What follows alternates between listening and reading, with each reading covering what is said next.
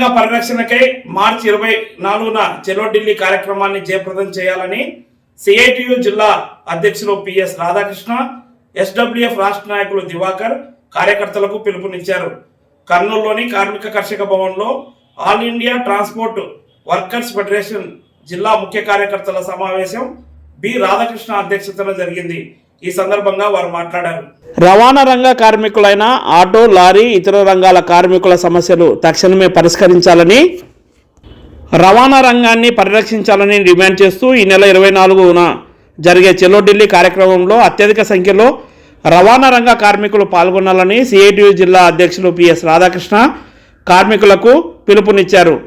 ఆదివారం కర్నూలు కొత్త బస్టాండ్ సమీపంలోని కార్మిక కర్షక భవన్లో సిఐటియు కార్యాలయంలో all India road transport workers federation జిల్లా ముఖ్య నాయకుల సమావేశం జరిగింది. ఈ సమావేశం auto union CITU new city ప్రధాన కార్యదర్శి బి రాధాకృష్ణ అధ్యక్షతన జరిగింది. ఈ కార్యక్రమానికి ముఖ్య అతిథులుగా హాజరైన సిఐటియు జిల్లా అధ్యక్షులు పిఎస్ రాధాకృష్ణ, ఎస్డబ్ల్యూఎఫ్ రాష్ట్ర నాయకులు దివాకర్ మాట్లాడుతూ ఈ దేశంలో సరుకు ప్రజా రవాణా ద్వారా ప్రభుత్వానికి కోట్లాది రూపాయలు సమకూర్చే రవాణా రంగం పట్ల ప్రభుత్వానికి చిత్తశుద్ధి లేదని, డ్రైవర్ల సంక్షేమం కోసం బడ్జెట్లో నిధులు కేటాయించకపోవడం ప్రభుత్వాలకు పరిపాటిగా మారిందని వారు విమర్శించారు.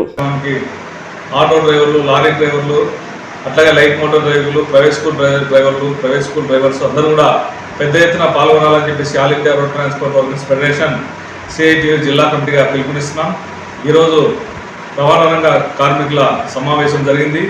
ఈ సమావేశంలో ఆటో డ్రైవర్లు, లారీ డ్రైవర్లు, బస్ డ్రైవర్లు ఇలా అనేక మంది పాల్గొనడం జరిగింది. మరి ఈరోజు చలో యొక్క ముఖ్య ఉద్దేశం ఏమంటే రవాణా రంగాన్ని ఈ ప్రభుత్వాలు నిర్వీర్యం చేస్తున్నాయి. దాదాపు వేలాది కిలోమీటర్లు, వందలాది కిలోమీటర్లు తిరిగే రవాణా రంగ డ్రైవర్లు వాళ్ళ సంక్షేమం కోసం ఈ ప్రభుత్వం ఏం చేయడం లేదు. మనం చూసుకుంటే బడ్జెట్లో ₹1 కూడా ప్రజా సంక్షేమానికి ₹1 కూడా కేటాయించకపోవడం అనేదే ఈ ప్రభుత్వాలకు రవాణా రంగం మీద ఎంత ప్రేమ ఉందో అర్థమవుతుంది. మరి దేశానికి సేవ చేసే ఈ రవాణా రంగ డ్రైవర్లను ప్రభుత్వం ఆదుకోవాలని చెప్పేసి మేము సిఐటిగా డిమాండ్ చేస్తున్నాం.